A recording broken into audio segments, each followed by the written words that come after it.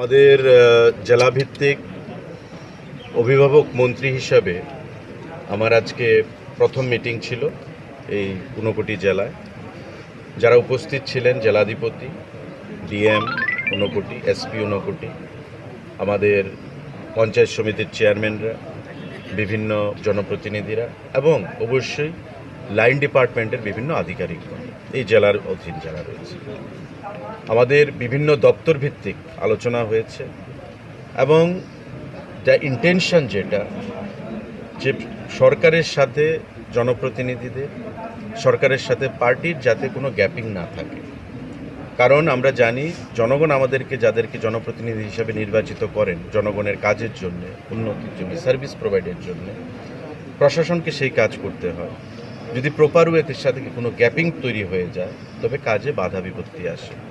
তো আমার কাজ হচ্ছে এটা সঠিকভাবে তদারকি করে বিভিন্ন দপ্তরের কি উন্নয়নমূলক কর্মসূচি এখানে পরিচালিত হচ্ছে সেই বিষয়ে নোট নিয়ে মাননীয় মুখ্যমন্ত্রীকে অবগত করা এবং মাননীয় মুখ্যমন্ত্রী পরবর্তী সময়ে সে সিদ্ধান্ত গ্রহণ করবেন এই জেলার উন্নতিকল্পে আরও কী কী প্রয়োজনীয় পদক্ষেপ গ্রহণ করা যায়। আজকে প্রথম মিটিং ছিল, খুবই পজিটিভ অ্যাটমসফিয়ারে বিভিন্ন দপ্তরের আধিকারিকরা তাদের মতামত পেশ করেছেন।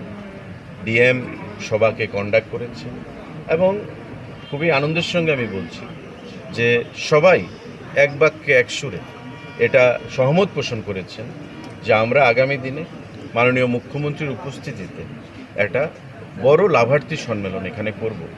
কারণ রাজ্য সরকার প্রতিষ্ঠিত হওয়ার পর আমাদের এবং প্রধানমন্ত্রী মোদিজির মার্গদর্শনে কি কি সুবিধা মানুষ পাচ্ছে, জনগণ পাচ্ছে এবং কিভাবে রাজ্যের সোশিও ইকোনমিক যে কন্ডিশন আমাদের সরকারের আমলে এখানে মানুষের মধ্যে বৃদ্ধি পাচ্ছে সেটা তুলে ধরা লাভার্থী সম্মেলনের মাধ্যমে।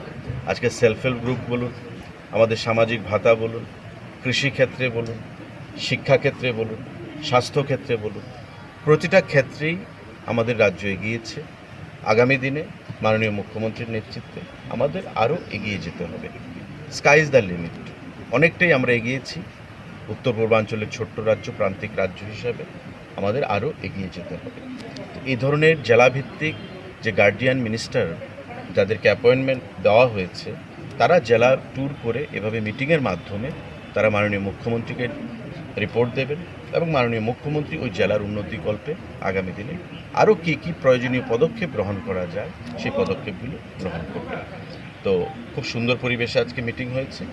অন্তত এক মাসে সম্ভব না হলেও 2 মাসে একবার আমরা এই মিটিংয়ে বসব এবং প্রতিটা মিটিংয়ের সঙ্গে প্রতিটা মিটিংয়ের যেন সামঞ্জস্য থাকে, কিভাবে জেলার উন্নতি করা যায়।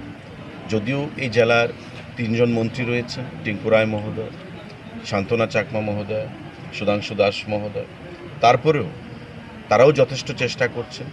তারপরেও জেলাভিত্তিক মন্ত্রীর দায়িত্ব দিয়ে অভিভাবক মন্ত্রী হিসাবে মাননীয় মুখ্যমন্ত্রী এটা প্রমাণ করেছেন যে ডিসেন্ট্রালাইজেশন অফ পাওয়ার করে আগামী দিনে জেলাভিত্তিক উন্নয়ন উনি করতে চান।